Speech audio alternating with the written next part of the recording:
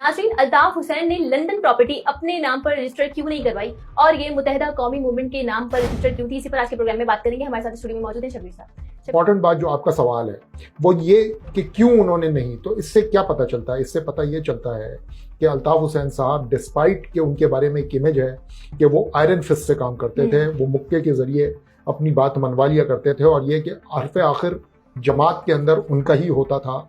लेकिन उन्होंने ये सेल्फलेस काम किया था। उन्होंने सारी प्रॉपर्टीज पार्टी के नाम पे रखी थी, अपने नाम पर उन्होंने वो प्रॉपर्टी भी नहीं रखी जिसमें वो खुद रिहाइश पजीर है। इससे साबित होता है कि he was true to his word. वो अपनी पार्टी के साथ वफादार थे, वो अपने लोगों के साथ वफादार थे कि मुझे लोगों ने एमक्यूएम के नाम पे पैसे दिए हैं, और इसकी जो भी प्रॉपर्टी खरीदी जाए या इससे जो भी जायदाद बनाई जाए वो सिर्फ और सिर्फ एमक्यूएम की मलकियत हो, और वो काम भी आए एमक्यूएम के ही, बजाय इसके कि वो उनके काम आए।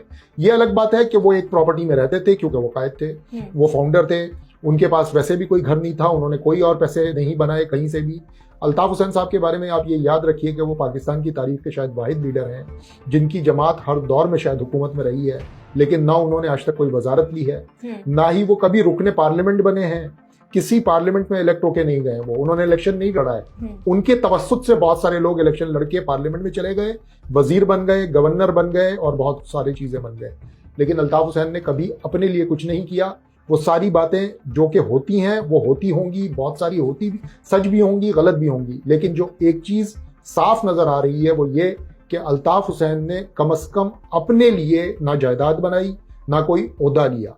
उसकी सबसे बड़ी एक और मिसाल आई है, वो ये आई है कि जब परसों तोशाखाना के तहफ़ की डिटेल्स सामने आई है, तो अल्ताफ हुसैन साहब के हिस्से में, डिस्पाइट के वो सबसे बड़ी तीसरी बड़ी जमात के लीडर थे, उनके हिस्से में सिर्फ 2006 का एक खाता आया है जिसमें उन्होंने फ्री ऑफ कॉस्ट 3 चीजें ली हैं, और उनकी मालियत आप हैरान रह जाएंगी। वो भी 2006 की बात है, ये जहन में रखनी चाहिए कि एक 2000 रुपए की चीज है, एक 2400 रुपए की चीज है और एक 4000 रुपए की चीज है। इनमें यानी कि 2 शर्ट्स हैं थॉमस की, 2 नेकटाइज हैं थॉमस की, और 2 कफलिंग्स के पेयर हैं थॉमस के, पिंक कलर के हैं। वो कल ट्रेंड भी चल गया ट्विटर के ऊपर के पिंक वाला मामला।